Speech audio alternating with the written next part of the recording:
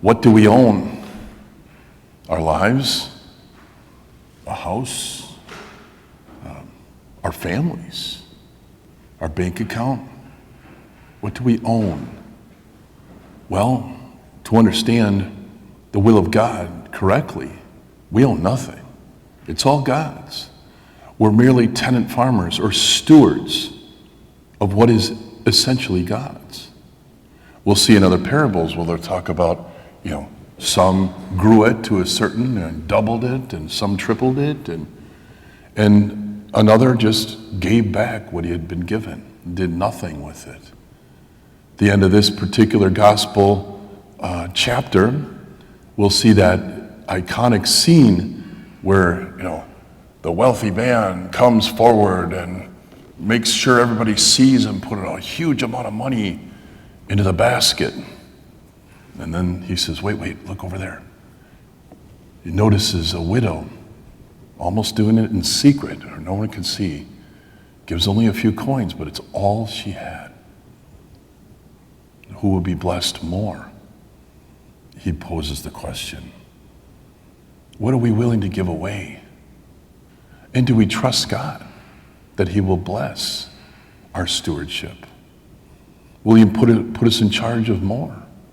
Possibly. That's exactly what the second parable I mentioned said.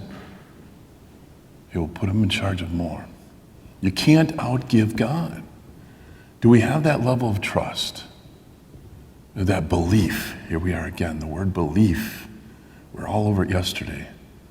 Belief that first of all, he's made me steward of this bank account, this home, this family, this life that I have.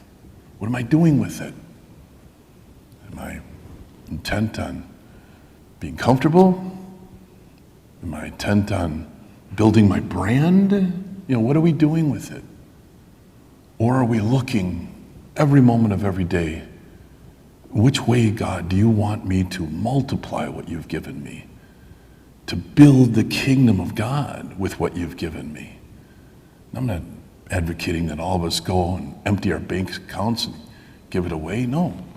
You want to be wise stewards, okay?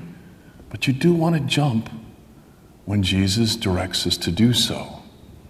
I know I have people that visit my kitchen door often. These are people that really you can say they're probably unemployable. And that I try to be generous with them as much as I can. It's just one way I think God, tests us in a sense. Are you willing?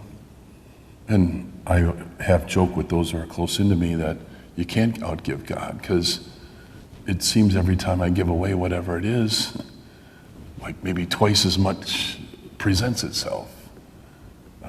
I think God has a sense of humor, actually. I think he's smiling and laughing when he does that, but he's happy that we're not calling ourselves the owners of what essentially is his.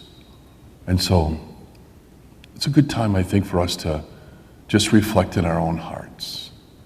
How am I being a steward of what God has given me? My life, my family, my bank account, everything that is ultimately God's, not mine.